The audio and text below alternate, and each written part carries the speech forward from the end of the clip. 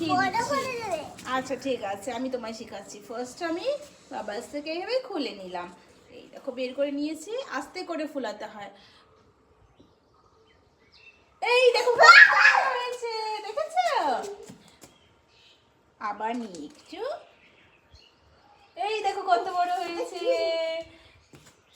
এই দেখো,